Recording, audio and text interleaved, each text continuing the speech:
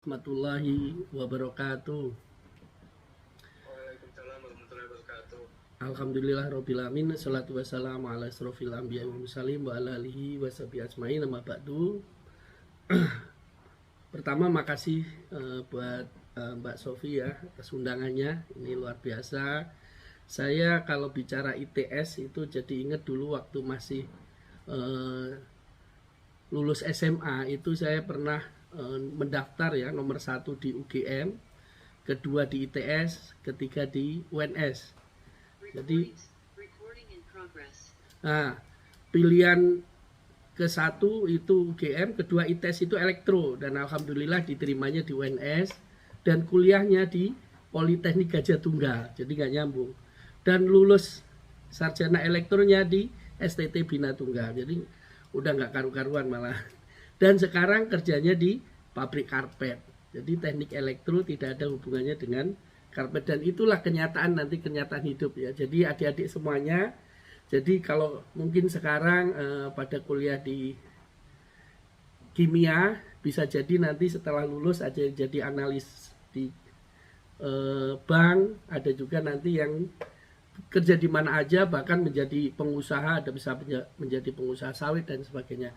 Oke, terima kasih semuanya telah menonton video biografi Haji Karpet, dan itu kenapa saya setel, karena emang seperti itulah bisnis itu. Kadang kemarin saya dikasih kisi-kisi sama Mbak Sofi ya, itu jadi ingat waktu masih kuliah. Jadi ternyata ilmu yang kita terapkan di dunia nyata itu sebenarnya tidak serumit ya, tidak serumit waktu kita kuliah. Yang kita dapat kuliah itu banyak sekali, dan ternyata di dunia nyata itu tidak seperti itu. Semalam baca ini pengenalan riset, tujuan dan sebagainya. Wah, ini kayaknya kayak mau kuliah lagi nih sama Mbak Nabila Sofia ya. Nah, materi kali ini mungkin saya akan materi ringan ya, yaitu 5 target bisnis pemula. 5 target bisnis pemula.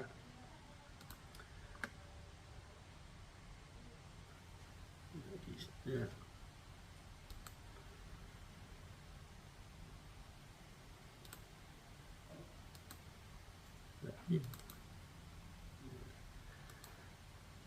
Oke.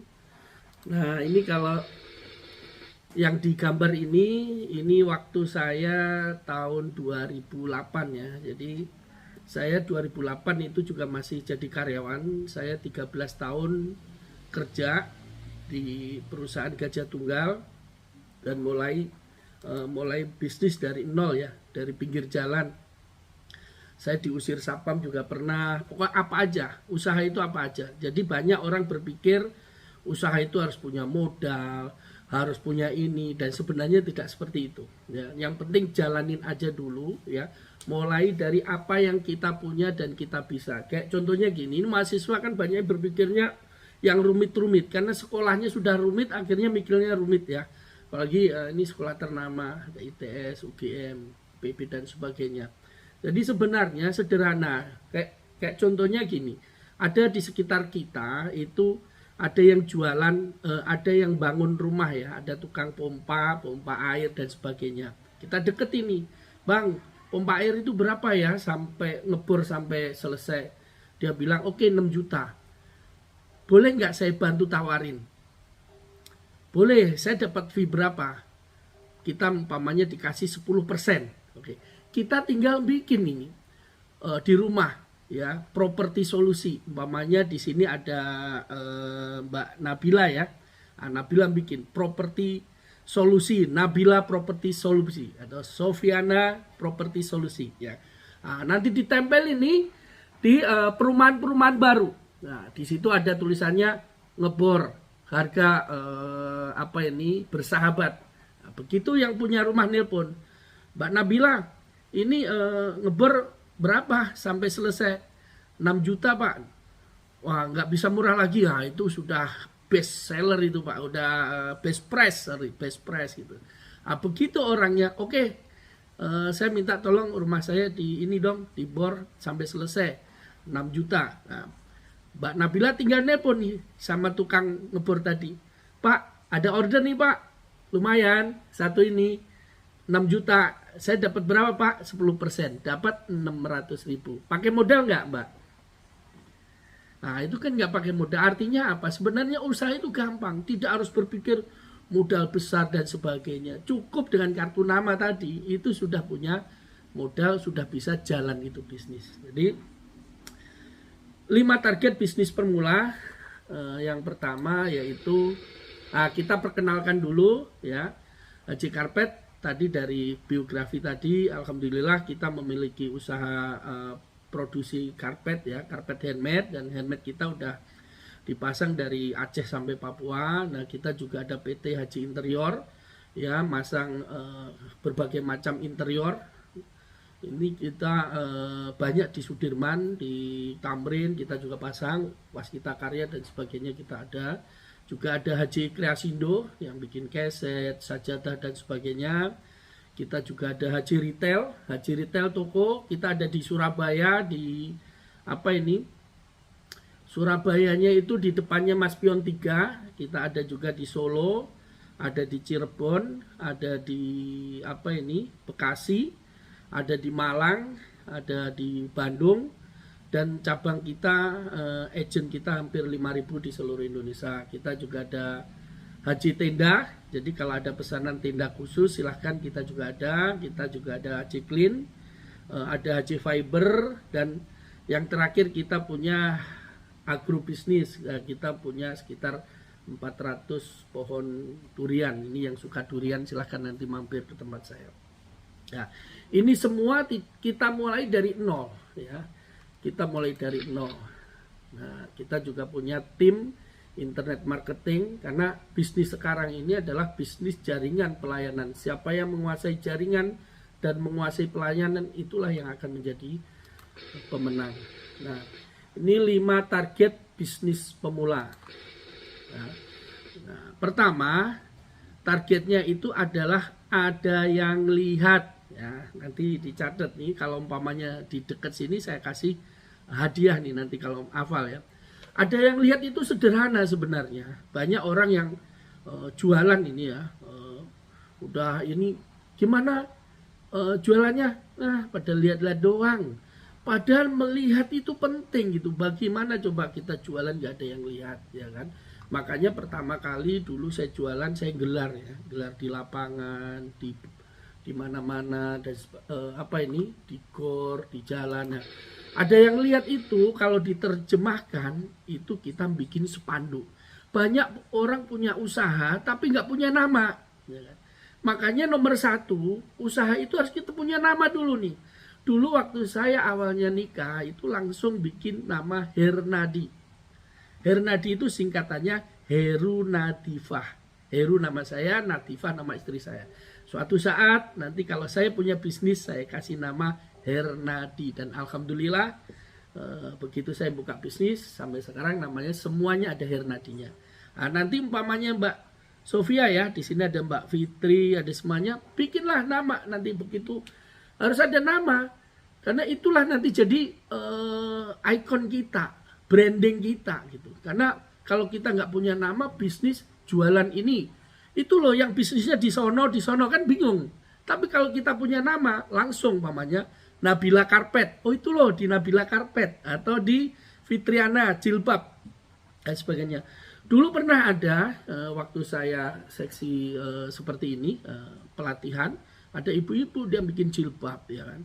Dia banyak pesanan jilbab, tapi yang bikin lucu, tetangganya nggak tahu kalau dia itu punya produk jilbab. Kenapa? Karena dia tidak memasang papan nama.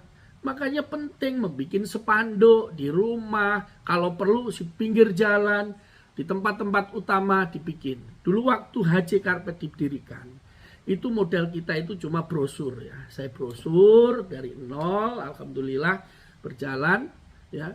Saya pesen spanduk, saya taruh di mana-mana. Nah, spanduknya itu tulisannya toko karpet online terbesar di Indonesia. Padahal ruangannya cuma 2x3. Nah, saya nggak bohong, terbesar toko karpet online. Waktu itu kebetulan belum banyak karpet online. Makanya kita toko karpet online terbesar di Indonesia. Bahkan alhamdulillah ada yang dari Kalimantan tuh datang dan lihat nih, mana karpetnya Pak cuma 2 kali 3 katanya terbesar di Indonesia. Saya bilang iya Pak, ini toko karpet online, gudangnya ada di Jakarta, saya bilang gitu. Ini pertama bikin spanduk biar orang tahu ini loh saya punya bisnis, umpamanya kita bikin jilbab ya kan, atau properti solusi, kita harus ada biar orang tahu dengan nama itu, dengan brand itu orang akan hafal.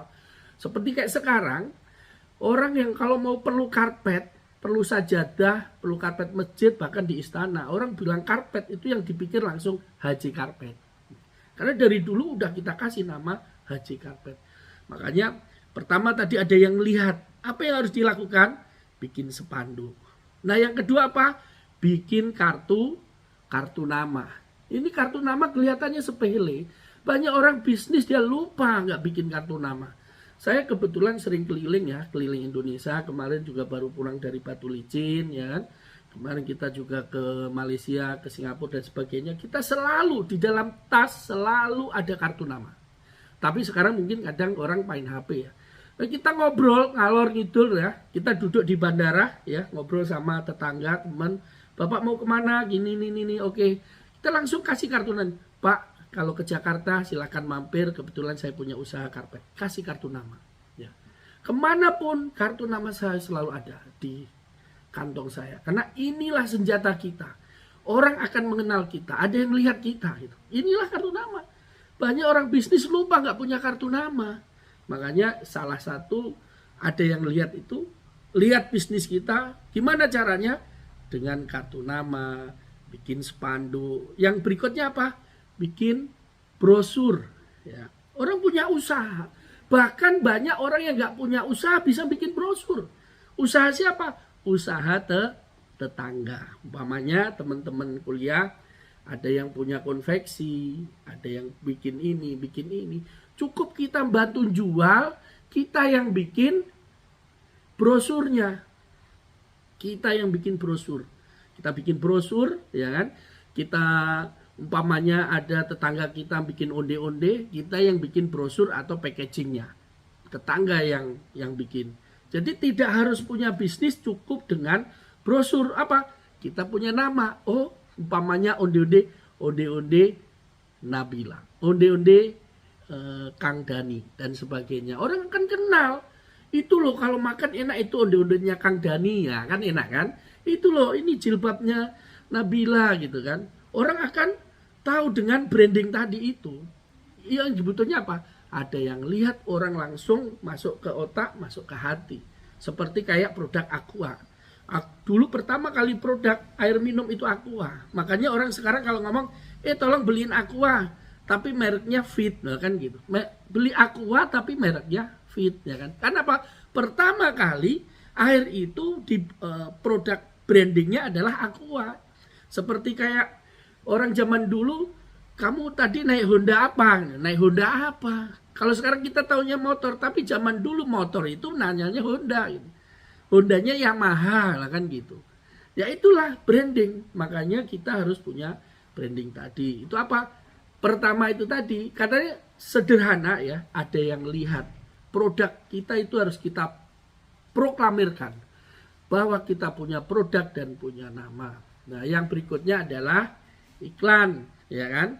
Kalau sudah ke tahap iklan, ini sudah usaha sudah mulai lancar, ya kan?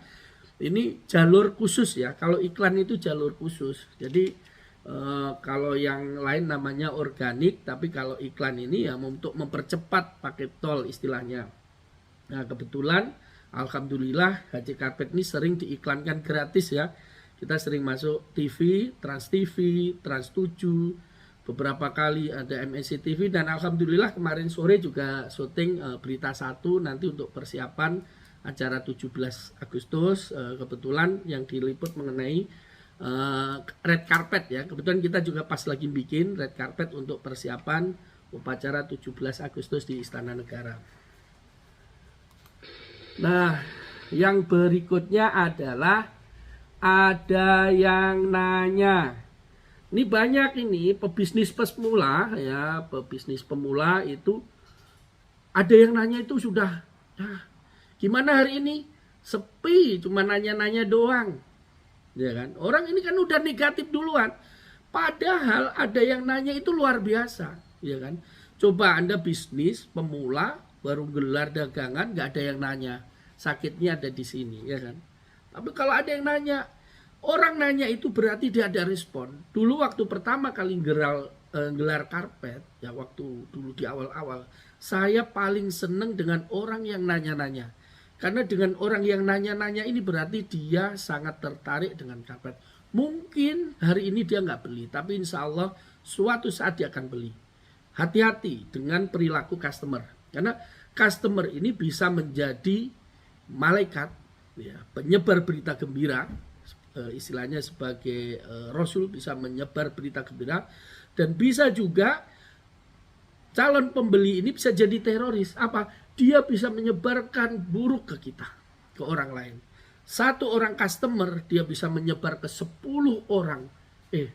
Kalau mau beli jilbab ke tempatnya Mbak Fitri, wah orangnya anaknya ramah, ya kan? Kesana dilayani dengan enak, padahal saya nggak beli, dikasih minum, pelayanannya bagus, saya dibukain, padahal saya bilang Mbak saya cuma nanya-nanya doang. Loh itu nggak masalah, kita harus ikhlas buka. Karena apa? Dengan kita layani dengan ikhlas tadi, dia akan menjadi customer kita. Siapa itu customer? Customer itu adalah orang pahlawan kita.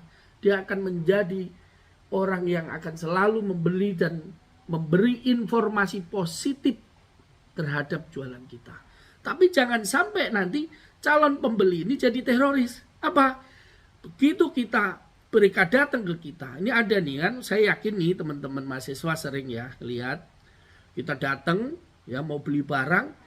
Ini yang jualan jutek banget. Mukanya udah ditekuk ya kan. Udah ditekuk kayak angka 10 ya kan. Belum juga nanya-nanya jadi buka, nanti buka beli. Jangan diiniin. Udah mukanya udah musem. Nah, habis itu biasanya kita udah nggak bakal kita balik lagi ke situ. Kalau kita cuma gitu aja, itu nggak masalah. Yang berbahaya itu dia akan cerita ke semua orang. Nah, dia akan cerita ke semua orang, jangan beli di sono. Anaknya jutek, ya kan? Apa kita datang gini aja. Nah, bahaya nggak? Dia calon pembeli itu akan jadi teroris. Apa? Dia akan cerita buruk tentang kita. Ketemu di arisan, Bu, jangan beli ke sono ya, saya kapok kemarin saya gini-gini. Ketemu di tempat lain, ngomong lagi. Bayangin, 10 orang kita layanin dengan buruk, dia akan cerita ke 10 orang. Berarti ada 100 orang yang dia racunin. Oleh karena itu, yang target pemula kedua itu ada yang nanya. Alhamdulillah kita layanin orang yang nanya ini dengan ikhlas. Meskipun dia nggak beli, kenapa? Dia nanti akan menjadi calon customer kita. Dia akan jadi calon customer kita. Dialah yang nanti akan menjadi marketing kita. Dia akan menceritakan tentang kebaikan kita. Dan yakin suatu saat begitu dia ada uang, begitu dia ada kesempatan, dia akan membeli produk kita. Nah, yang berikutnya adalah ada transaksi, ya. Bagi teman-teman mahasiswa yang udah mulai belajar bisnis, janganlah berhitung-hitung. Yang penting itu ada transaksi. Pada saat ada transaksi itu berarti ada orang yang percaya sama kita. Bayangin, ada orang nih ya jualnya lebih murah, barangnya lebih bagus, belum tentu dibeli. Kenapa? Orang ini nggak percaya. Jangan-jangan saya ditipu. Jangan-jangan saya ini. Jangan-jangan ini produk BS dan sebagainya. Makanya target ketiga orang pebisnis pemula itu yang penting ada transaksi dulu. Begitu ada transaksi itu berarti orang sudah percaya sama kita. Kepercayaan orang lain terhadap kita itu sebesar kepercayaan kita terhadap orang lain. Kalau kita tidak pernah percaya sama orang lain, gimana orang lain mau percaya sama kita? Makanya target bisnis pemula, yang satu ada yang lihat, yang kedua ada yang nanya, ketiga ada transaksi, ya kan? Syukur tidak rugi gitu. Banyak orang pengennya umpama contohnya nih Yang saya lihat di sini adanya Mbak Fitria, Nabila, sama Mas Dani, umpamanya lagi belanja nih yang di pasar. Kan ini Surabaya kan, kalau Surabaya belanjanya di SGS ya, atau Pasar Rungkut ya. Nanti semuanya dihitung nih, umpamanya belanja jilbab, mulai dari naik angkotnya, makan baksonya, semuanya dihitung, terus belum lagi tadi kena tilang dan sebagainya. Nah, kalau itu semua dimasukkan di dalam kos, harganya nggak masuk. Wah, nanti kalau saya jual segini nggak untung dong, ya. Makanya banyak orang itu bisnis awal itu untung gede, habis itu nggak ada yang beli. Kenapa? Karena banyak dihitung. Makanya sebenarnya itu ilmu ekonomi itu sederhana banget. Kalau salah ya tinggal diganti. Beda dengan ilmu apa ini yang pasti ya, seperti kayak kimia. Kalau ilmu kimia salah campuran saja itu bisa bahaya. Tapi kalau ilmu ekonomi, kalau kita salah perhitungan, umpama contohnya kita jualan bakso ya, kita udah ini jualan bakso, ternyata kita lihat nih tetangga jualan bakso harga 10.000, ya sudah kita ikutlah 10.000. Ternyata waduh nggak untung, ya sudah kan kita tinggal revisi, ya udah kita naikin besok 12.000 kan gitu. Karena sebenarnya sederhana jualan itu. Tetangga jualan berapa? Kayak jilbab nih, kita jual 50.000, ternyata nggak ada yang beli, kemahalan, ya sudah besok kita turunin lagi jadi 45.000 atau 40.000. Dan itulah enaknya ekonomi, kalau salah bisa direvisi ya kan gitu. Nah, yang berikutnya itu tidak rugi. Nah, bisnis itu jangan selalu mikir untung dulu. Banyak orang bisnis untung habis itu selesai. Sekali dua kali transaksi habis itu tidak ada. Kita jalanin, kita juga harus survei pasar, kita lihat gimana pesaing kita, gimana kompetitor kita, harganya seperti apa. Kalau kita belum bisa menekan harga kita dan sebagainya, yang penting kita naikkan kapasitas gitu. Kita naikkan penjualan. Makanya mungkin di awal-awal kita tidak untung, mungkin di awal-awal kita yang penting tidak rugi, tapi nextnya setelah kita naikkan kapasitas dan sebagainya, mungkin kita akan bisa untung. Nanti juga ada beberapa materi sebenarnya yang ini, bagaimana menaikkan omset, ya kan, bagaimana cari modal, bagaimana teknik meningkatkan produk, ya kan, teknik meningkat produk yang tadinya biasa-biasa saja, umpama contohnya jilbab di Tanah Abang itu ada yang harganya cuma 15.000, tapi begitu dikasih pernik-pernik yang nambahnya paling cuma 5.000, akhirnya jilbab itu harganya udah jadi 75.000 karena ditambahin pernik-pernik. Itu salah satunya meningkatkan nilai jual. Banyak sekali produk yang meningkatkan nilai jual, banyak. Umpama contohnya onde-onde itu harganya cuma 2.000 ya, 1.500, tapi begitu dikasih packaging yang bagus ya kan, harganya sudah jadi 35.000 karena dijadikan sebagai oleh-oleh. Nah, itu yang harus kita lakukan nanti ke depannya. Nah, berikutnya baru kita bicara untung. Jadi bisnis itu jangan langsung gimana caranya untung, gimana caranya ini, jangan. Bagaimana kita tahu pasar dulu, ya kan? Kalau kita belum sudah mentargetkan untung, itu bisnis itu akan berat. Tapi dari semua itu kita ulas dulu dari awal. Apa sih tujuan bisnis itu? Jangan sampai kita salah tujuan. Pada saat kita salah tujuan, salah arah, kita nanti bisnisnya akan bahaya pada saat nanti di atas, di puncak, tahu-tahu jatuh. Makanya tolong pertama di dalam mulai bisnis itu adalah meluruskan niat. Ya. Bisnis, apa kita cuma pengen jadi kaya saja? Banyak.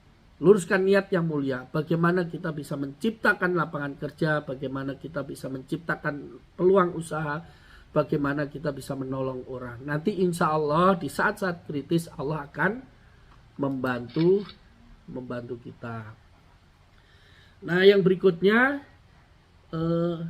waktunya sudah habis ya.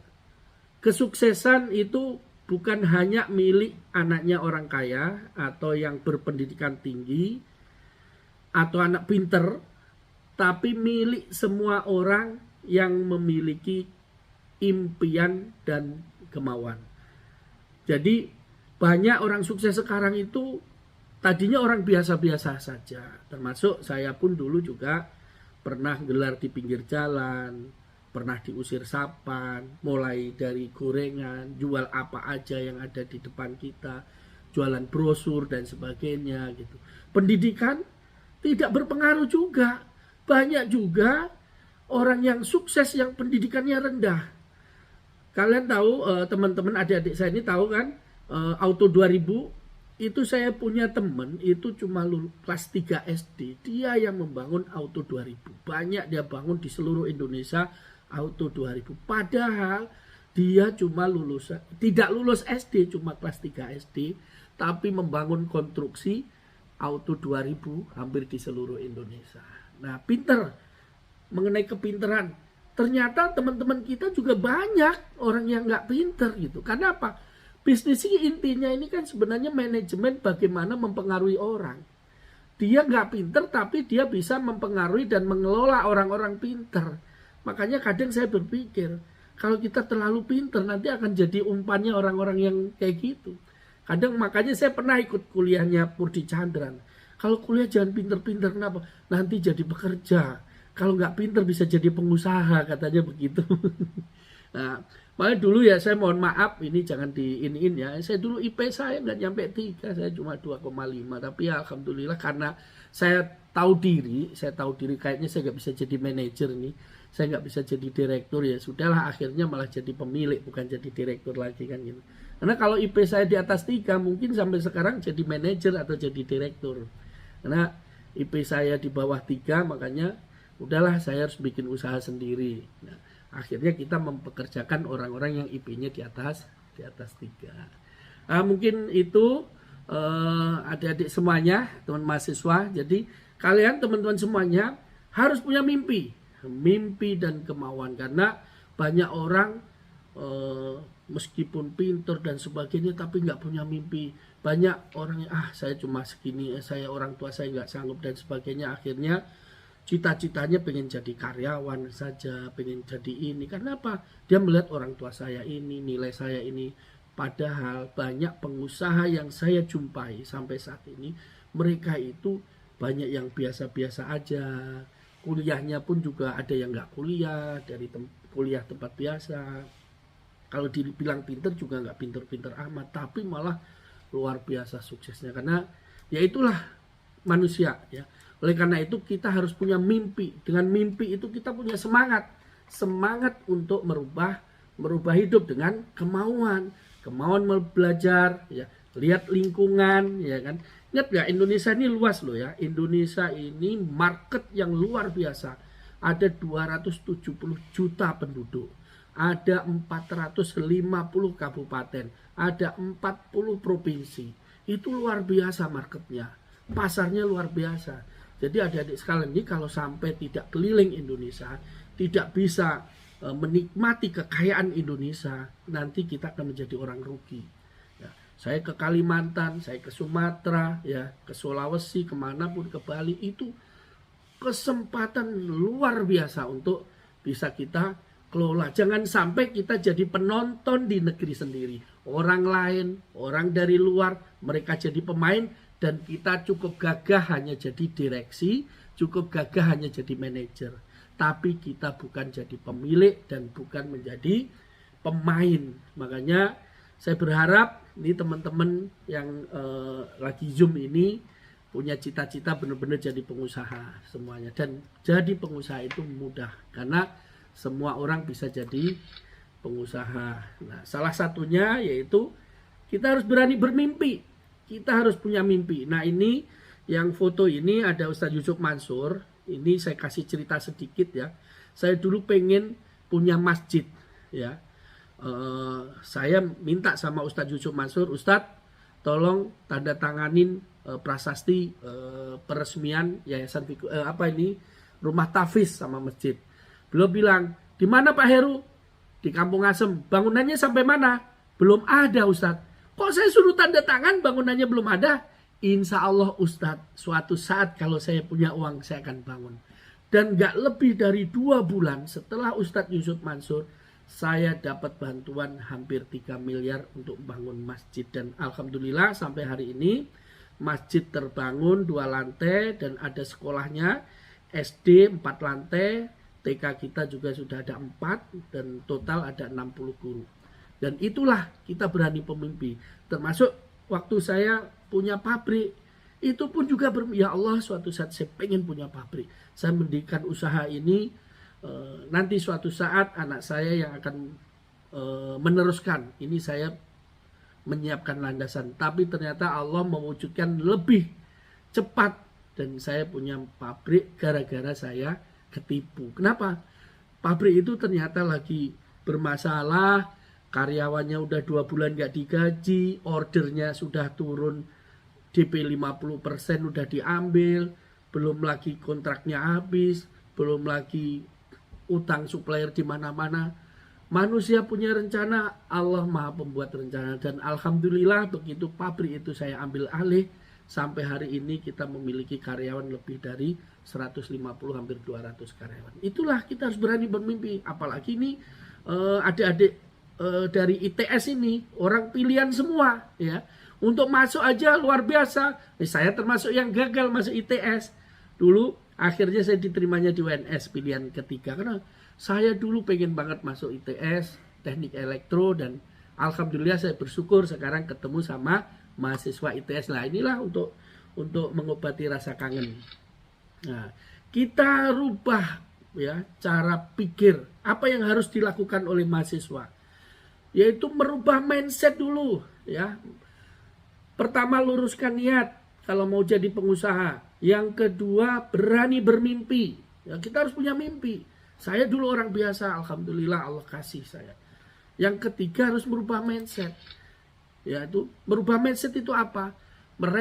Mindset mental miskin menjadi mental kaya. Banyak orang punya mental kaya, punya mental miskin meskipun dia kaya. Mental apa? Mental nerima. Oleh karena kita rubah gimana mental kaya, gimana kita bisa memberi, bagaimana kita bisa memikirkan banyak orang. Itu mental kaya dulu sebelum kaya gitu kan. Banyak sekali mindset yang harus kita rubah ya kan. Pamannya ini kayaknya tidak bisa. Bagaimana caranya agar bisa dan sebagainya. Banyak hal-hal yang bisa kita lakukan merubah dari sudut pandang. Itu namanya merubah mindset. Yang berikutnya yaitu berani mencoba, jangan takut gagal. Banyak orang yang gak berani mencoba. Makanya mohon maaf ya, saya sering ketemu pegawai bank ya. Kebetulan memang kita relasi kita teman-teman dari bank.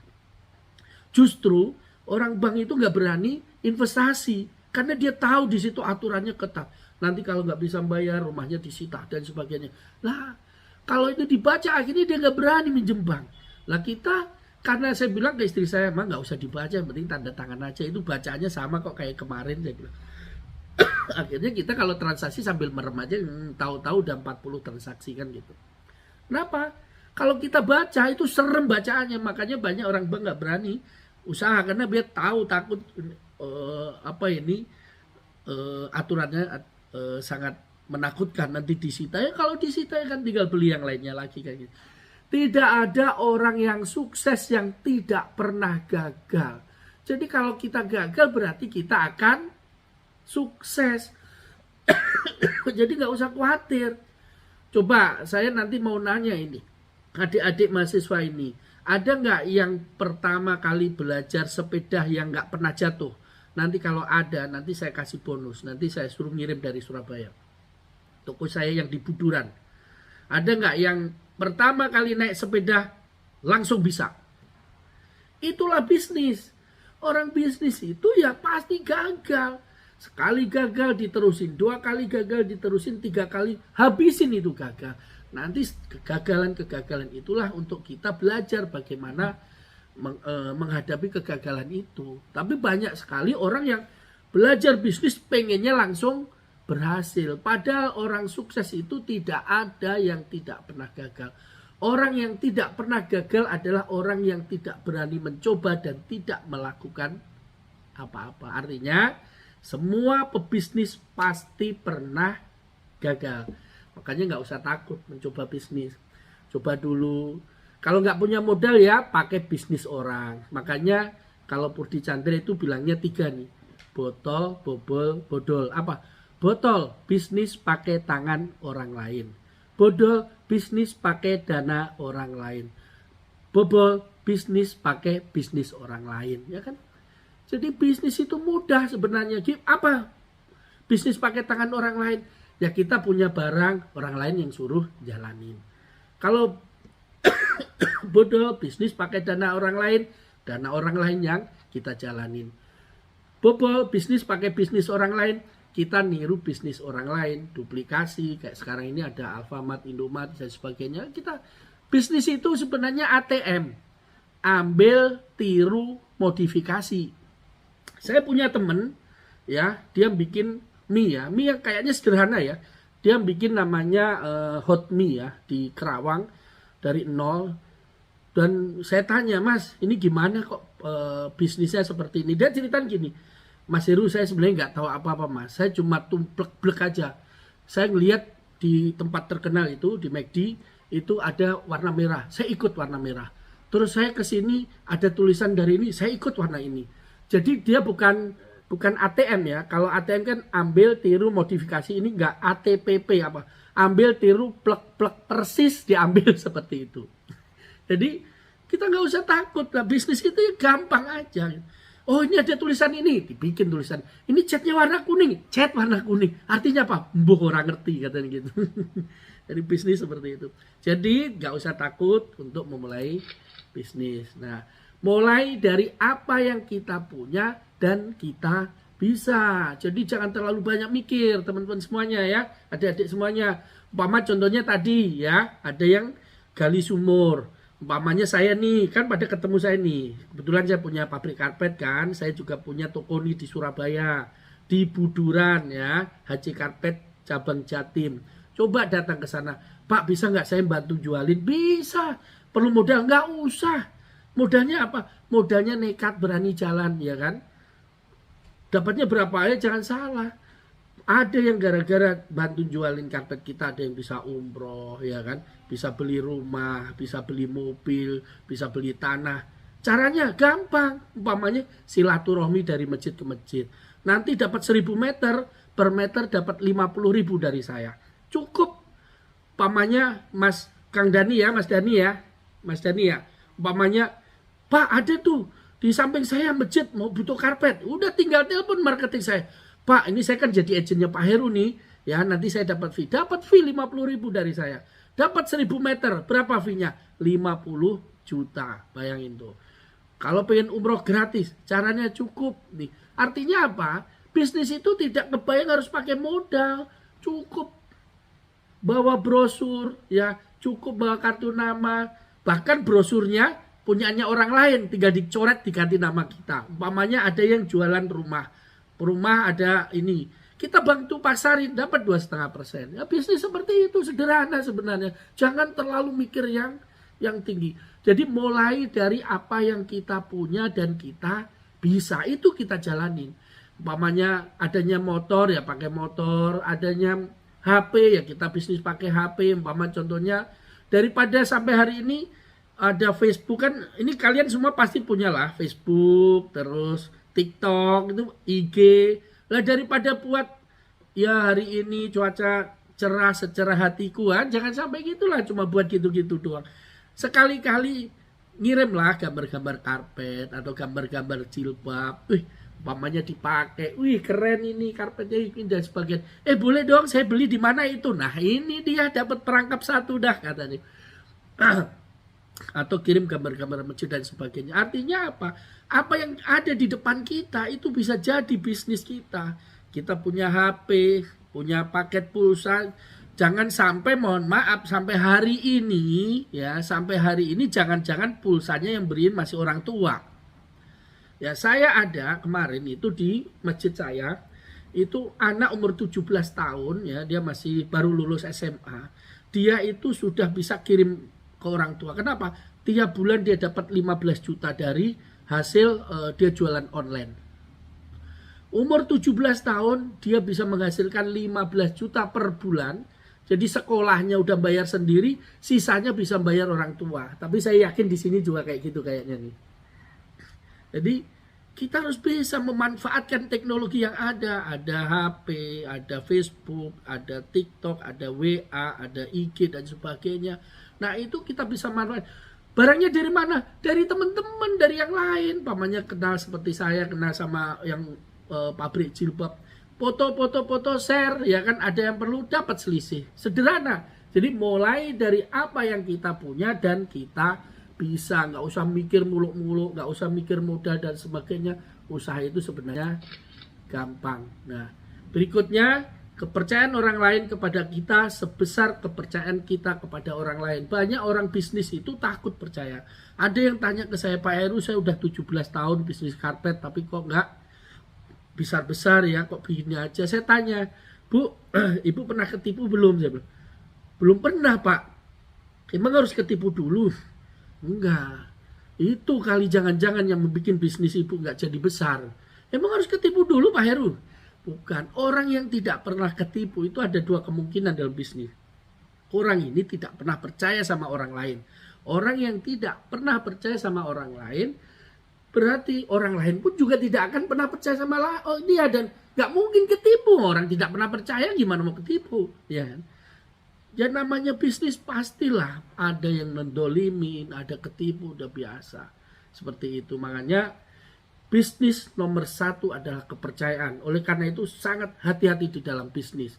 Bisnis sama teman, bisnis sama ini, jangan sekali-kali Anda menipu, jangan sekali-kali Anda melakukan berkhianat atau tidak bisa menjaga amanah. Karena begitu Anda sudah tidak bisa menjaga amanah, begitu Anda ini tidak bisa dipercaya, selamanya orang tidak akan percaya sama Anda. Makanya bisnis itu adalah kepercayaan, persahabatan dan sebagainya.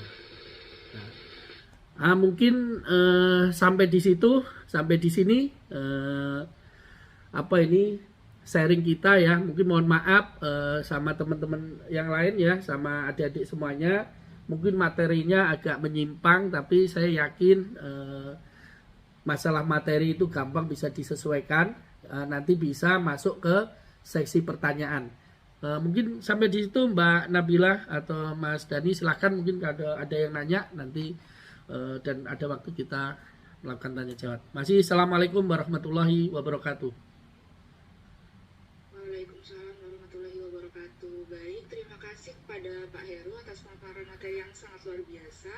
Mungkin bagi teman-teman yang ingin mengajukan pertanyaan terkait materi yang telah disampaikan tadi, bisa langsung saja raise hand, atau jika terkendala jaringan bisa mengirimkan pertanyaan melalui chatbot Zoom.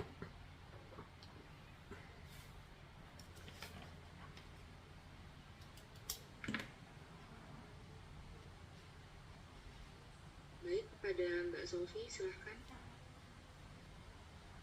Ya, sebenarnya izin masuk. Saya ingin bertanya ya Pak. Ya. Ini Pak, kan dari sendiri kan kata infonya itu karpetnya tuh udah sampai ke Istana Negara juga nggak sih Pak? Iya. Nah, ya itu maksud saya bertanya gimana caranya Bapak bisa meraih target pasar sampai ke sana ya Pak?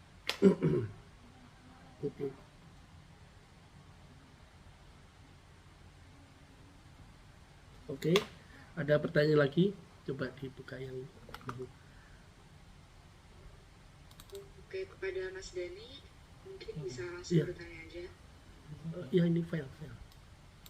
Sebelumnya, Assalamualaikum warahmatullahi wabarakatuh. Waalaikumsalam. Pertanyaan Pak Heru. Ya. Jadi kan kalau di bisnis karpet itu sendiri di Indonesia kan dari tahun ke tahun tuh selalu ada ya Pak. Ya. Dan saingnya kan juga banyak ya. Ya. Gimana sih, kan di antara dunia bisnis itu pasti ada satu menang dan lainnya yang kalah kan.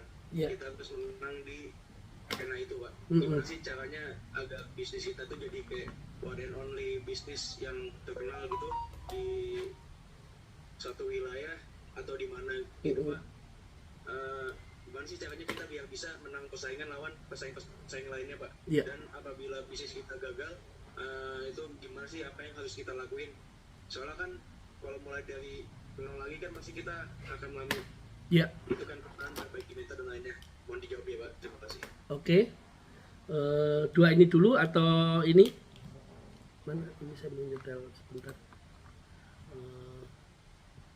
Mungkin 2 pertanyaan dulu Pak, bisa Ya. langsung dijawab aja, nanti kalau ada pertanyaan lain bisa masuk. Oke. Sebelum saya jawab, saya setel sebentar ya. Ini ada ini ya. Hmm.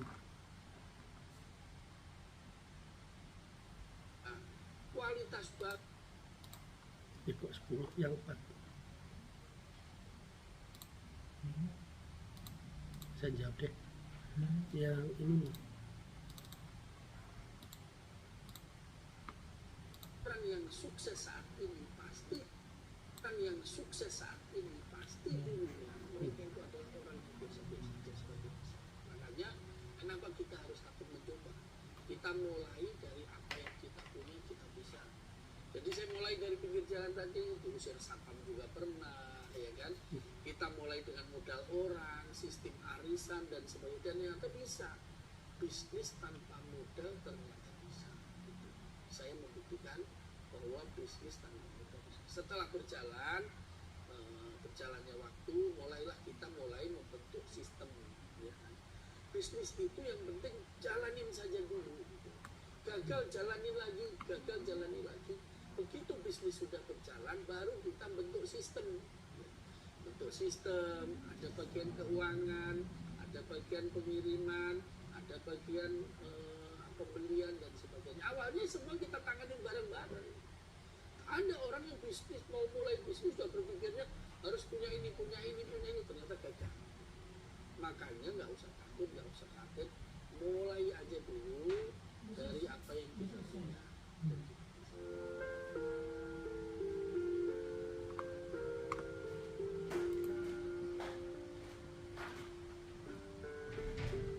Waktu kita mengakuisisi pabrik ya, jadi saat itu benar-benar kondisi kita lagi benar-benar drop, toko kita kosong, nggak ada isinya, duit habis, pabrik yang kita akuisisi nggak jalan. Saat itu saya sudah ambil pasrah sama Allah, ya Allah, jika memang ini titik nadir, saya nggak bisa bangkit, ini ya sudah, saya pasrah sama Allah. Tapi yakin di titik-titik kritis itulah Allah ngasih tolongan ke kita. Jadi pertama tadi itu saat bisnis itu kita luruskan niat dulu. Pada saat niat kita mulia, niat kita menolong orang, niat kita menciptakan peluang usaha, yakinlah di saat-saat kritis nanti Allah akan bersama kita. Dan itu alhamdulillah kita alami. Pada saat kondisi kritis itu ada beberapa teman kita melepas perusahaannya, dia kabur kemana, ada juga yang itu dia tutup. Tapi saat itu kita yakin bahwa nanti pertolongan Allah akan datang, dan alhamdulillah saat-saat kritis itulah pertolongan Allah datang. Ada teman dari luar negeri waktu itu memberi pinjaman dana ya sekitar 500 juta untuk biaya operasional, ada yang ngasih dana lagi, dan alhamdulillah perusahaan bisa berjalan lancar. Padahal saat itu kalau dibilang orang itu mission impossible, sesuatu yang kayaknya tidak mungkin terjadi, tapi ya alhamdulillah itu saat-saat kritis ada pertolongan Allah. Itu pada saat-saat awal usaha yang kita udah punya pabrik, memang saat itu gaji belum terlalu besar.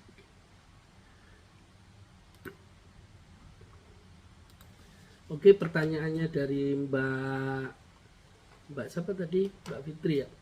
Itu bagaimana kok bisa sampai ke Istana Negara, dan bisnis ke depan itu adalah bisnis jaringan pelayanan. Siapa yang menguasai jaringan dan menguasai pelayanan itu yang akan jadi pemenang. Oleh karena itu, dan saya sadar bahwa jaringan nantinya akan jadi pemenang, makanya saya bikin jaringan. Ingat, Indonesia ini ada 450 kabupaten, 40 provinsi, dan ada 270 juta penduduk. Dan itu sangat luas. Makanya saya ikut komunitas wirausaha, ya kan. Kita punya alumni, ada alumni mahasiswa, ada alumni SMA, ya kan.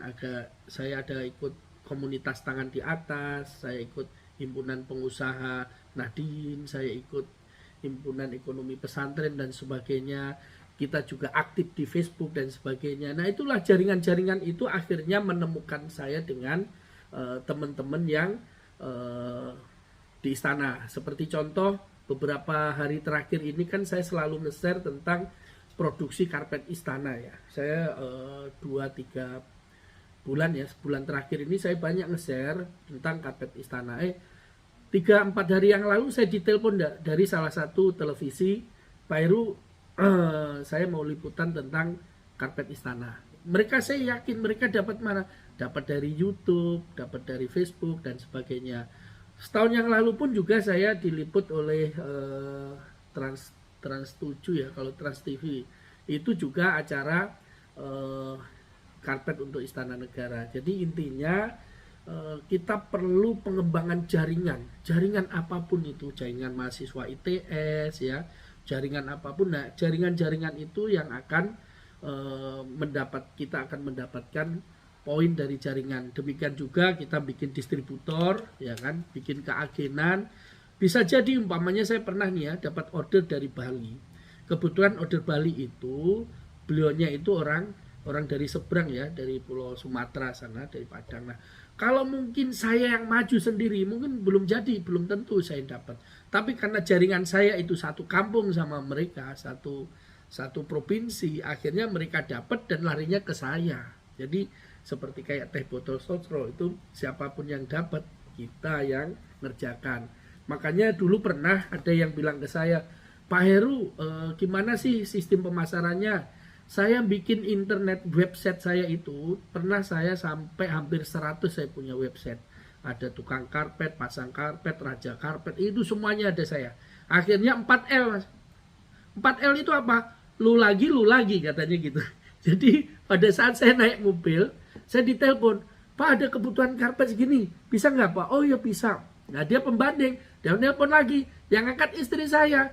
Oh iya bisa Pak. Habis itu dari Pak ini bener Raja Karpet. Oh iya betul lah, ini suara yang tadi katanya. Makanya kita dulu terkenal 4L, lu lagi katanya gitu. Nah itulah jaringan, kita harus bikin jaringan. Dan alhamdulillah juga karena kualitas kita itu juga kita perhatikan ya kan. Ya termasuk masjid-masjid agung itu alhamdulillah sebagian besar juga produksi kita. Dan mereka itu pasti akan mencari semuanya melalui internet ya. Internet itu dahsyat, Google itu dahsyat. Oleh karena itu produk-produk kita unggah di situ. Kita banyakin jaringan, nanti dari jaringan pertemanan dan sebagainya akhirnya naik.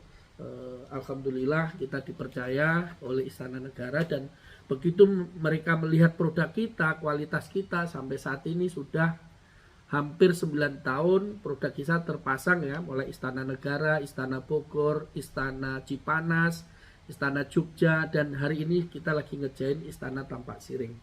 Untuk pertanyaan kedua, bagaimana kita memenangkan bisnis agar kuat ya. Ingat ya, bisnis ini bukan kita bicara pemenang dan sebagainya. Justru kita harus berbagi ya. Kalau berbagi itu indah, nikmat ya. Tapi kalau kita fokus kita sama kompetitor, fokus sama ini, kita nanti malah capek sendiri. Kita fokus sama diri kita ya. Kita punya kelebihan ya, kayak contohnya ini Indonesia ini ada 270 juta penduduk ya.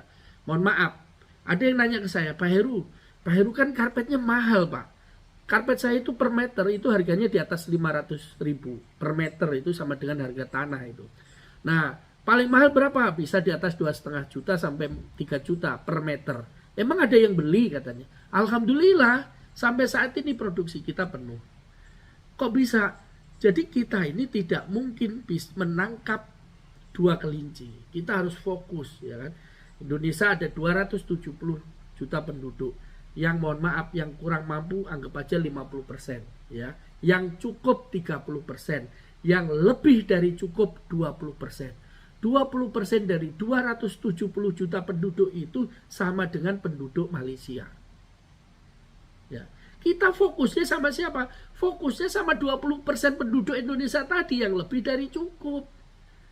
Berapa itu? 50 juta. Jangan salah. Penduduk Indonesia yang lebih dari cukup itu ada 50 juta. Kita fokus di situ. Banyak sekarang itu orang yang nggak lihat. Pernah saya ke Kalimantan. Orang nanyanya gini, Pak Pak Heru produk yang paling mahal berapa gitu. Bukan hanya yang paling murah ya, yang paling mahal berapa gitu.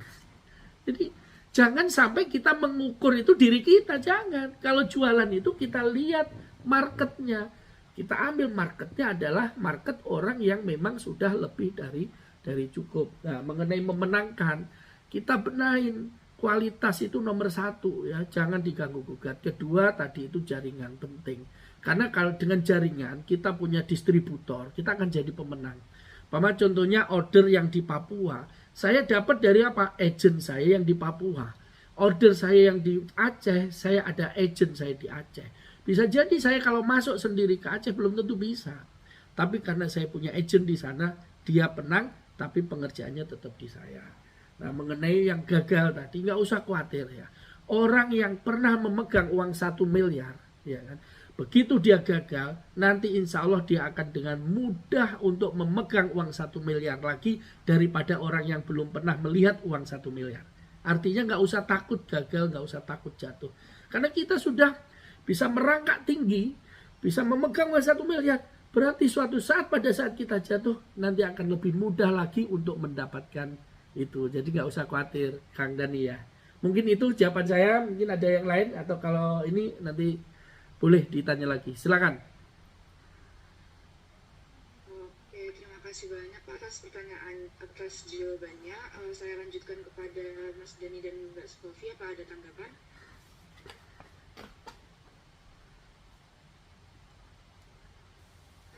Kalau dari aku nih, boleh tanya lagi nggak ya? Silakan.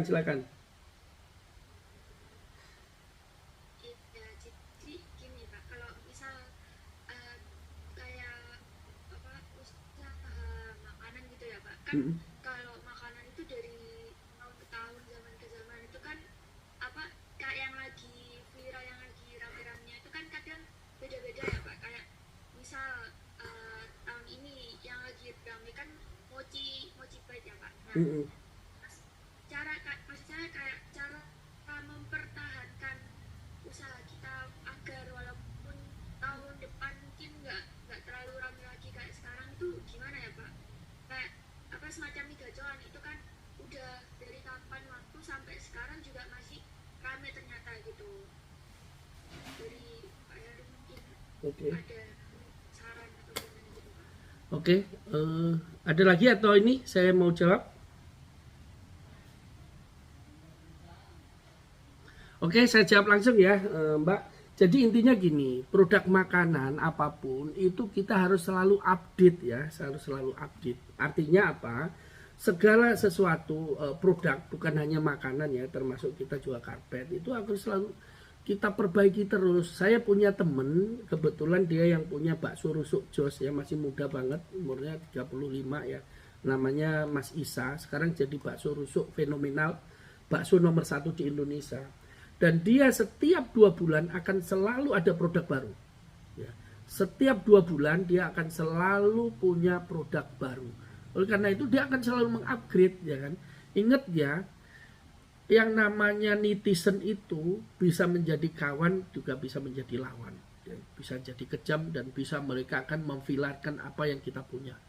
Oleh karena itu kita juga harus hati-hati memanfaatkan netizen, terutama di TikTok, Facebook, WA, IG dan sebagainya. Ya, kita harus update, ya kan? Umpamanya waktu itu teman saya yang punya bakso rusuk jos itu dia bikin bakso yang nilainya sekitar 25 juta, ya kan? Bakso beranak namanya. Bakso beranak, baksonya besar, di dalamnya ada anak-anaknya kecil.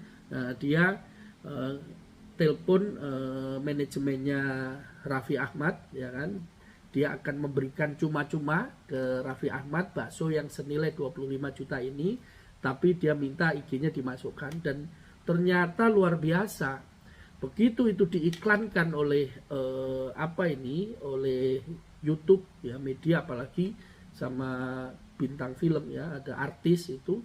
Dan ternyata setelah itu viral, semua orang ke sana dan itu dimanfaatkan dengan dia buka cabang. Oleh karena itu penting ya, buka cabang itu penting. Umpamanya ya mochi tadi, mie gacoan mungkin dia akan buka cabang terus. Nah, ingat ya, mungkin di tempat yang awal bisa jadi mungkin sudah sudah turun. Tapi di tempat yang terakhir yang ini dia masih naik gitu. Sama kondisinya dengan kita jualannya. Mungkin saya buka karpet di sini sudah trennya A. Nah, kita buka cabang nih di Kalimantan, ternyata di Kalimantan yang di sini sudah nggak ngetren, di sana lagi ngetren dan sebagainya. Nah, kita harus inovasi ya. Salah satunya yaitu segera membuka cabang ya kan, melakukan inovasi-inovasi tadi, umpamanya tiap 2 bulan sekali ada mochi kemasan khusus, mochi goreng, mochi bakar dan sebagainya. Kita harus ada, dan itu yang dilakukan oleh Bakso Rusuk Jos yang sekarang sudah buka hampir 29 cabang. Juga masih alumni dari ITS, Mas Agung Prasetyo Utomo, kebetulan teman saya juga, itu sudah buka hampir 200 outlet ayam juara, ayam geprek juara kalau nggak salah, itu sekitar 200 outlet. Nah itu yaitu yang harus melakukan inovasi terus menerus, dan jangan lupa diviralkan. Sangat gampang kok, kita nggak usah ini, undang aja youtuber di sekitar kita, nggak usah jauh-jauh di sekitar, mamanya di Surabaya ya youtuber lokal, biasanya mungkin kita kasih 500, 300, 1 juta sampai 2-3 juta tergantung mereka pasarannya berapa, dan itu akan sangat efektif untuk membantu memasarkan produk kita. Karena sekarang itu orang cukup lihat youtuber mana yang viral, mana yang ini dan sebagainya. Mungkin kayak gitu ya Mbak ya. Satu, pertama harus selalu inovasi, kedua harus selalu ini berhubungan dengan media, dengan youtuber dan sebagainya. Yang ketiga, segera buka cabang, karena bisa jadi cabang berikutnya ini yang lebih rame daripada cabang pertama, dan itu untuk menjaga kelangsungan bisnis.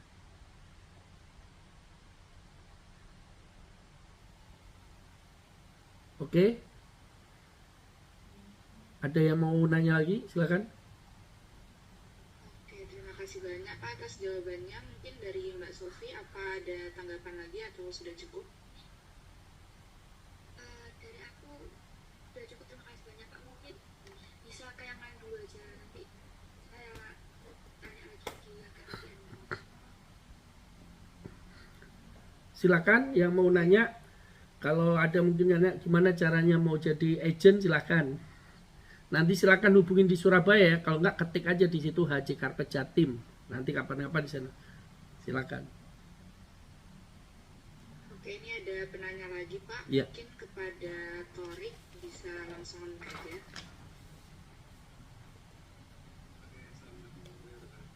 Waalaikumsalam.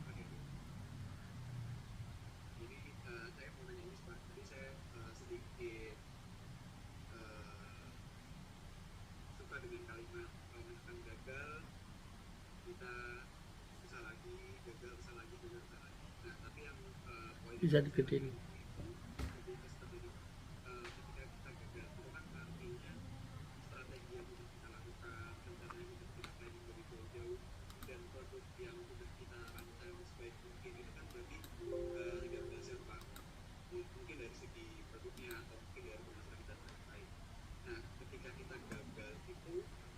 Ketika kita balik lagi untuk berusaha lagi, itu apakah kita harus merubah produk kita atau kita menggunakan strategi yang berbeda atau bagaimana? Karena kan kalau misalkan kita berubah produk, artinya kita mengubah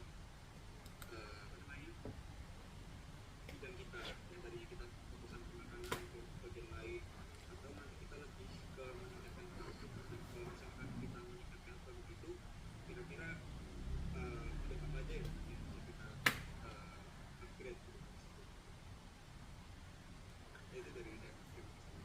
Oke, makasih Mas Torek. Mas Torek dari mana nih Mas Torek nih? Semester berapa?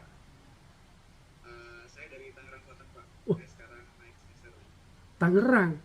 ITS kami di Tangerang, jauh banget. Ya. Saya dulu kuliah di Tangerang ya, di Politeknik Gajah Tunggal dulu, Ikatan Dinas.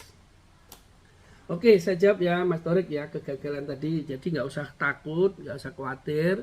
Nggak ada orang bisnis itu yang nggak pernah gagal. Nggak ada orang sukses yang nggak pernah gagal. Sorry, tidak ada orang sukses yang tidak pernah gagal, ya kan? Karena justru dengan kegagalan itu belajar. Dan sebagian besar dari kegagalan itu bukan karena tidak ada yang beli ya, ingat ya. Kegagalan itu bukan karena nggak ada beli, tapi seringkali kegagalan itu karena kita salah manajemen. Itu juga pernah saya alami waktu itu saya buka pecel pincuk Mabes ya, namanya Mabes Madiun Brebes. Saya buka di Jakarta, begitu viral, banyak YouTuber yang datang ya kan. Dan saya rekrut karyawan hampir 24, dikelola sama saudara saya, keponakan gitu. Dan begitu berjalan hampir 4 bulan, 5 bulan saya tutup. Kenapa saya tutup? Karena itu tadi mismanagement. Jadi karyawannya itu pada main HP ya kan. Ada yang beli sampai berapa kali gagal. Kenapa? Pak, saya udah sejam kok nggak dilayanin. Saya tadi maaf saya lupa dan sebagainya. Itulah. Jadi kegagalan itu rata-rata itu bukan karena produk yang nggak sempurna, tapi seringkali itu karena kita mismanagement. Kita nggak siap untuk kaya, nggak siap untuk order yang meledak. Itu seringkali seperti itu, akhirnya gagal karena kita nggak bisa ngatur cash flow dan sebagainya. Jadi nggak usah khawatir, gagal itu biasa ya, semuanya orang pernah gagal. Kita evaluasi kegagalan itu, makanya kita perlu ikut komunitas ya. Meskipun Anda belum jadi pengusaha, Anda kalau bisa ikut komunitas. Ada komunitas wirausaha, TDA namanya, komunitas tangan di atas, itu isinya teman-teman UMKM. Nanti kita akan diajarin ya, usaha. Nanti di situ sistemnya duplikasi. Banyak, Kak, saya tuh usaha kok gagal begini, kenapa ya? Akan kita, saya juga pernah kok kayak gitu ngalamin gini-gini kan gitu. Makanya kita perlu coach ya, perlu pembimbing. Lingkungan itu penting ya. Mohon maaf nanti teman-teman kalau yang sudah kerja, yang sudah ini, itu lingkungan penting. Kalau Anda lingkungannya orang-orang gagal, nanti Anda akan digiring untuk menjadi gagal. Oleh karena itu, memilih lingkungan itu penting. Kalau Anda pengen jadi pengusaha ya pilihlah lingkungan orang-orang usaha, orang dagang. Kita sering ketemu, ngobrol sama tukang sayur, tukang jualan topi yang di pinggir jalan. Gak usah khawatir, ini nanti kita akan bisa mendapatkan ilmu dari mereka. Kenapa mereka gagal kita akan tahu. Kenapa mereka sukses kita akan tahu. Intinya belajar dari kegagalan. Ya, jangan sampai kita ulang-ulang lagi kegagalan itu gitu. Atau mungkin kurang sempurna produknya, Allah lagi nguji. Kita mikirnya positif. Ingat ya, kita harus selalu berpikir positif. Positif sama Allah, positif sama diri sendiri, dan juga positif sama orang lain. Dan jangan terlalu fokus sama kompetitor. Ya, karena rezeki itu tidak akan ketukar. Ya, rezeki nggak akan ketukar. Yang namanya jualan sama-sama tapi rezeki itu gak akan ketukar. Jadi kita fokus aja sama produk kita. Kenapa kok kita gagal atau jangan-jangan kemasannya kurang bagus ya, kita harus belajar nih, ikut komunitas, gimana cara bikin packaging. Jadi banyak orang produknya biasa-biasa saja tapi bisa terkenal karena rasanya dan sebagainya, karena lingkungan dan sebagainya. Jadi intinya bagaimana agar kita menghadapi kegagalan itu, kita perlu coach ya, kita perlu pembimbing, kita perlu teman. Siapa teman kita? Teman kita adalah sesama pengusaha atau sesama yang punya usaha. Pasti kalau kita ngobrolnya dengan sesama usaha, pasti nggak apa-apa mas, saya dulu juga pernah gagal kok gitu. Tapi kalau Anda salah lingkungan Anda itu orang-orang gagal, begitu Anda ngomong, aduh saya jualan makanan kok gini, orang jualan makanan mau kalau nggak ada jimatnya, kalau nggak ada ini nggak bisa. Kalau ini udah nanti Anda akan didorong menjadi lebih gagal lagi gitu. Makanya hati-hati kalau kita minta nasihat sama orang, ya kan? Wah, mungkin Anda itu nggak fashion untuk jadi untuk pengusaha. Itu tetangga saya juga jualan nasi belum dipasarin sudah bau katanya. Udah, nanti mendorong kita untuk jadi orang gagal gitu. Makanya penting, ya kan? Memilih lingkungan, memilih teman, bagaimana solusi seperti itu. Karena setiap orang solusinya beda-beda. Tapi intinya kita harus belajar. Gagalnya kenapa sih? Jangan-jangan produk kita memang kurang, kemasannya kurang bagus, harganya kemahalan, dan kita butuh pembanding gitu. Umpamanya kita jual jilbab, harganya kita jual 50.000 tapi Di tempat lain yang mirip, yang hampir sama harganya cuma 15.000 atau 25.000 loh. Kenapa mereka bisa jual murah, ya kan, dan sebagainya. Gimana teknik pemasarannya. Makanya ini juga perlu belajar ATM. Apa ATM itu? Ambil, tiru, modifikasi, kayak gitu. Bisnis itu seperti itu. ATM, ambil, tiru, modifikasi. Bahkan ada juga ATPP, ambil, tiru, plek-plek persis kita bikin. Gak apa-apa, dalam bisnis itu sah-sah aja ya, kayak gitu. Kita tinggal ganti mereknya. Mungkin kayak gitu Mas Torik ya. Jadi gak usah khawatir, gagal kita harus evaluasi kegagalan. Kalau udah beberapa kali gagal, kita juga perlu mencoba yang lain. Atau mungkin diri kita yang memang harus kita benahin, bukan dagangannya ya. Bukan dagangannya, diri kita. Jangan-jangan kita masih jauh sama Allah. Kita masih jauh dari ini. Makanya mungkin buat teman-teman mahasiswa sebelum belajar dagang, sekarang hargailah teman Anda yang berdagang. Ya, ingat, hargailah teman Anda yang berdagang. Ada yang jual jilbab, oke, berapa ini harganya? Saya beli deh segini. Kita sering kali ya kalau ditawarin teman jualan, kita pengennya nawar sampai mentok. Kalau perlu kita dapat murah atau gratisan. Dan kita suka menjatuhkan mental teman kita sendiri. Ah, barangnya jelek, di sana lebih murah gitu. Orang baru jualan mau belajar udah dijatuhin, ya. Barangnya jelek tuh, harganya mahal lagi kan gitu. Udah habis itu klepek udah nggak berani jualan lagi gitu. Makanya kita harus kuatkan mental orang yang jualan. Ingat ya, Rasulullah SAW itu juga pedagang yang luar biasa. Beliau itu umur 12 tahun sudah belajar berdagang. Umur 17 tahun Rasulullah itu sudah memimpin delegasi dagang. Umur 17 tahun memimpin delegasi dagang. Bahkan umur 25 tahun Rasulullah itu sudah 5 kali memimpin delegasi dagang. Dan pada saat melamar Siti Khadijah, beliau itu menggunakan 100 ekor unta atau senilai 2,5 miliar. Saya berharap nanti Mas Torik kalau melamar calonnya nanti ya gak usah 100 ekor unta lah, cukup 10 ekor unta juga gak apa-apa ya Mas Torik ya. Nah itulah kita harus jadi seringkali kita itu gak pernah Rasulullah itu dakwah, jangan salah, Rasulullah itu pedagang yang luar biasa. Kita pelajarin bagaimana Rasulullah berdagang. Mungkin kayak gitu ya Mas Torik jawabannya. Baik, terima kasih banyak. Ya.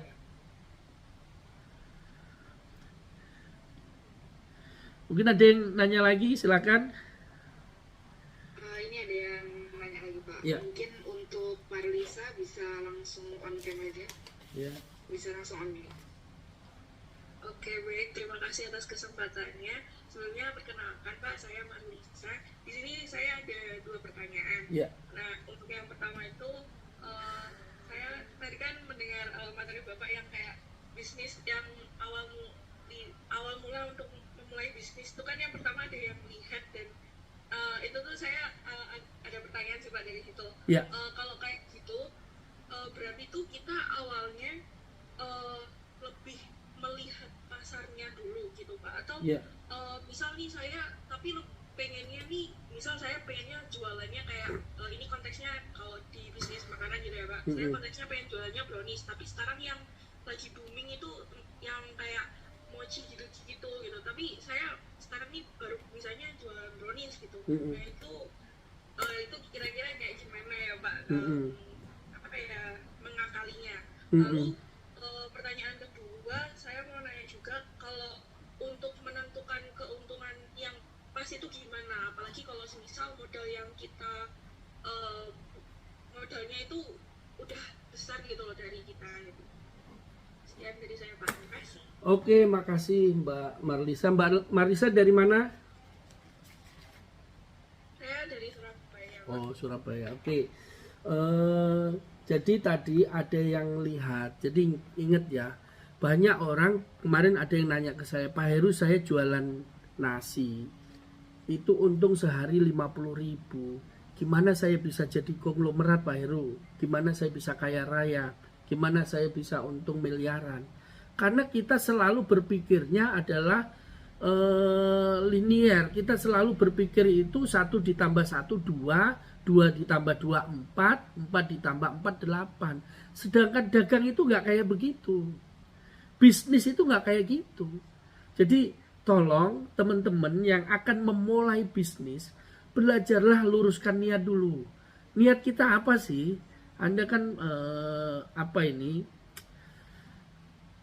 dari pelajar ya, yang mahasiswa dan insya Allah akan lulus bentar lagi. Anda jangan fokus sama untung, ya, tolong. Anda jangan fokus sama untung, ya kan? Kenapa? Semakin kita kejar uang, nanti uang itu akan semakin lari. Nanti kita kejar terus nggak nyampe-nyampe uang itu, gitu. Jadi bagaimana agar kita ini dikejar uang? Jadi kita harus balik. Pola pikir, mindset kita harus balik. Bagaimana agar uang itu mengejar kita?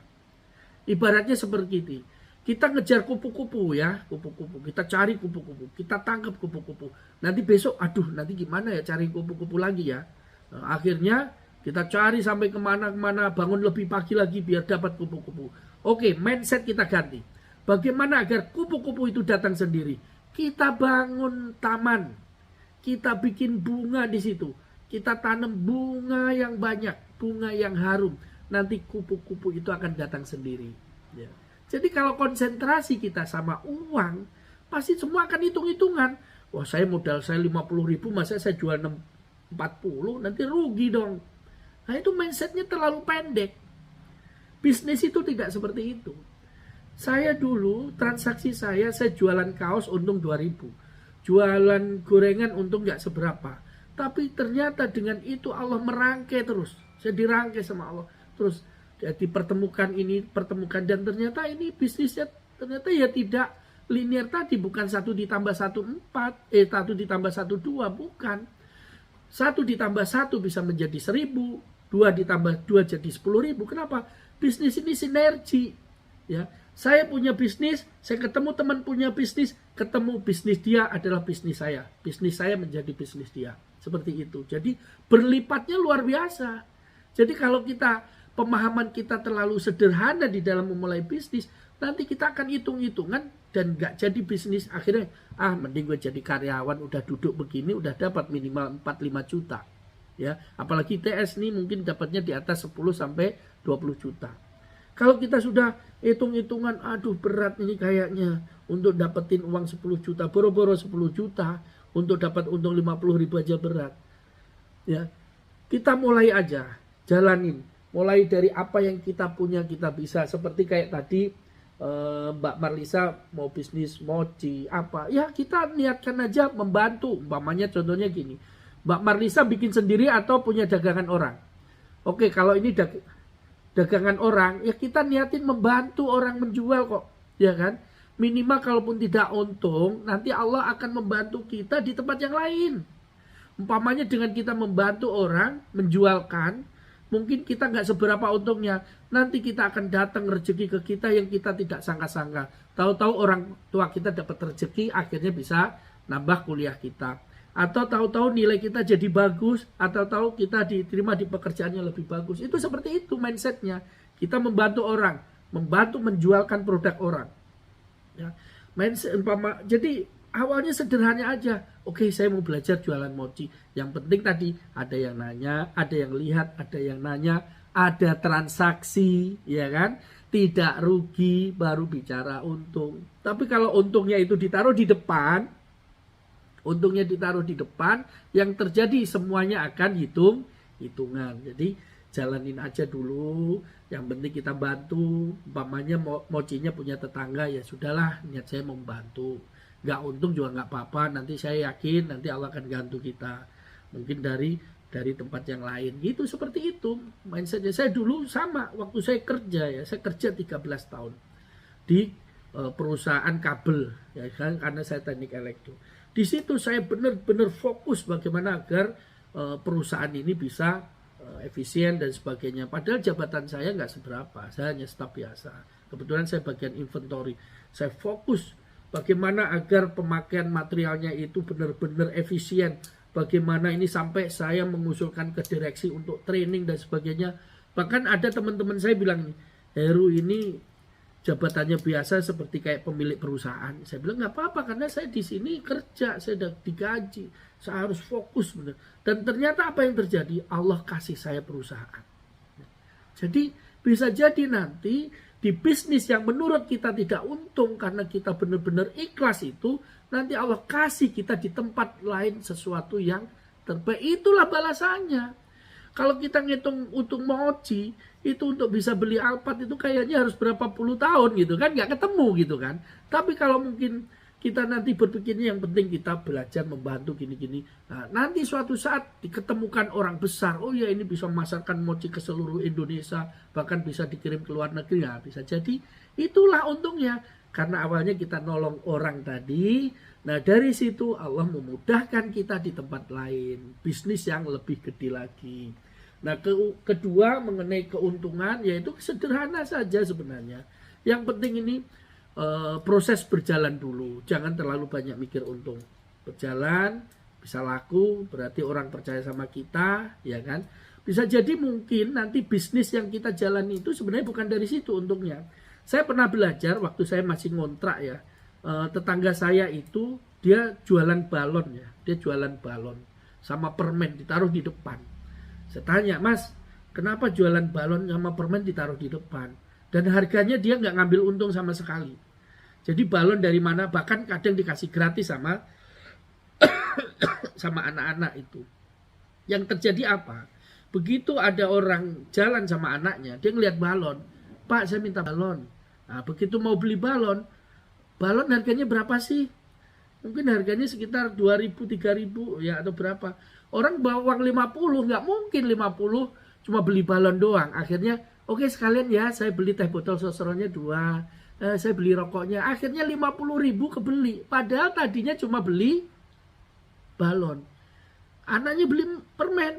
Pak saya mau minta permen. Ini permen ini 1.000 dapat 3. Gak mungkin dia ngeluarin 1.000, ya kan? Sekalian begitu sambil ngeliat-liat beli 1.000, wah di situ saya Mas sekalian ya rokoknya ya, sekalian ininya ya. Akhirnya yang terjadi apa?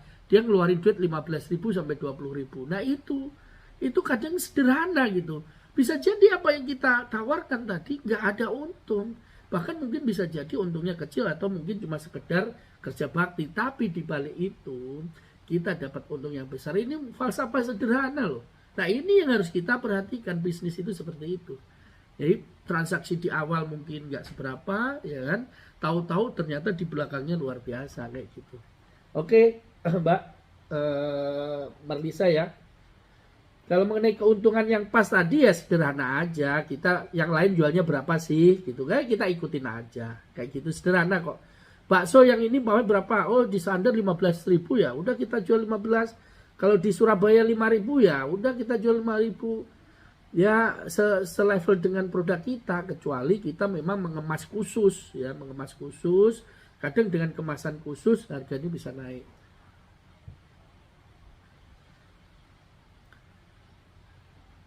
Oke? Baik Pak, terima kasih sudah cukup menjawab. Ya. Ada yang tanya lagi? Terus kisi-kisi materi gimana ini? Perlu ini? Saya ini juga nih, kayaknya nggak perlu dijam nih kisi-kisi materinya ini ya. Ada kisi-kisi materi ini. Pengenalan tentang riset. Nah ini mau pekerjaan mahasiswa ini kayak gini mah. Kalau saya nanti saya serahin sama karyawan saya nih, manajer saya suruh ngisi nih marketing nih. Jadi bisnis ini sederhana. Bisnis jalan, pengusahanya jalan-jalan. Kan kita punya karyawan. Kalau kita butuh orang marketing yang bagus, ya kita tinggal ambil marketing yang bagus, kita gaji. Kalau kita perlu keuangan yang bagus, ya kita ambil keuangan yang bagus untuk kita gaji. Jadi jangan semuanya dikerjain sendiri. Ya, banyak orang sekarang kayak gitu, semua dikerjain sendiri. Kenapa? Sayang nanti gajinya. Akhirnya malah bisnisnya nggak berkembang. Makanya kalau bisnis sudah jalan, bentuklah organisasi, bentuklah sistem. Taruh itu orang-orang yang terbaik, ya kan, lulusan UGM, ITB, ya kan, lulusan terbaik taruh itu di sana. Ya udah kita tinggal mantau ini. Mereka kadang punya masalah, dan masalahnya mereka sendiri juga yang nyelesain. ada masalah apa gini Pak, terus penyelesaiannya gimana, gini-gini, ya sudah jalanin, udah kita gitu aja.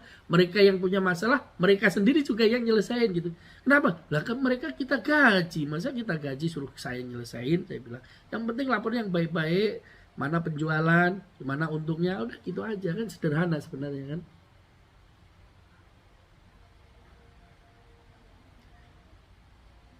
Oke, ada yang tanya lagi? Mungkin dicukupkan saja Pak karena waktunya juga sudah habis. Oke, baik, karena sesi tanya jawab sudah selesai. Terima kasih banyak kepada Pak Heru atas materi dan ilmu-ilmu baru yang sangat luar biasa tadi. Semoga ilmu yang diberikan dapat bermanfaat bagi kita semua. Amin. Selanjutnya dilanjutkan dengan sesi dokumentasi. Mungkin untuk Pak Heru bisa stay di Zoom sebentar, dan kepada teman-teman lain bisa on cam ya.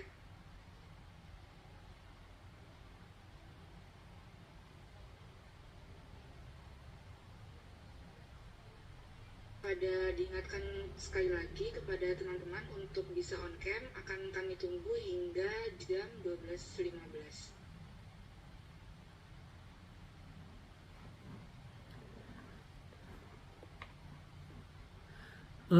Perlu closing ini nggak Mbak? Closing statement ya? Oh boleh Pak, bisa closing statement mungkin sambil menunggu teman-teman yang lain untuk on cam. Oke, makasih buat adik-adik semuanya ya, mahasiswa. Ini luar biasa. Ini negara ini, ini bangsa ini membutuhkan kalian. Jadi kalau kalian ini cuma cita-citanya jadi karyawan, ini nanti bagaimana dengan yang lain? Ayo cita-cita lebih tinggi lagi, bagaimana bisa menciptakan lapangan kerja, bagaimana menciptakan peluang usaha. Karena Anda, saya yakin orang-orang pintar semuanya. Jadi bisnis itu bukan hanya sekedar mencari untung, ya kan, bukan hanya sekedar memperkaya diri, tapi bisa lebih luas lagi, yaitu kepuasan dalam hidup itu kan bukan untuk diri sendiri. Kita itu banyak melibatkan orang lain. Dengan melibatkan banyak orang itu bukan mengulangi rezeki kita ya. Justru dengan melibatkan banyak orang itu, rezeki kita akan menjadi berkah dan insya Allah hidup kita bermanfaat ya. Sebaik-baik manusia adalah manusia yang banyak manfaatnya buat orang lain, bukan buat sendiri, dan itu yang harus dicita-citakan semuanya. Jadi bagaimana agar hidup kita ini bisa bermanfaat buat orang lain. Oke, makasih, semoga bermanfaat. Kalau salah datangnya dari saya, yang benar datangnya dari Allah. Makasih. Wassalamualaikum warahmatullahi wabarakatuh.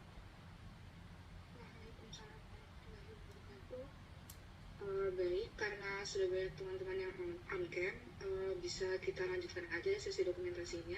Kepada operator yang bertugas dipersilahkan.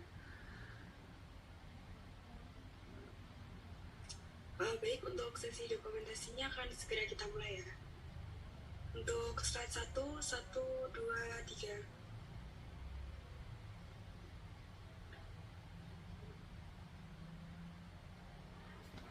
Oke, terima kasih.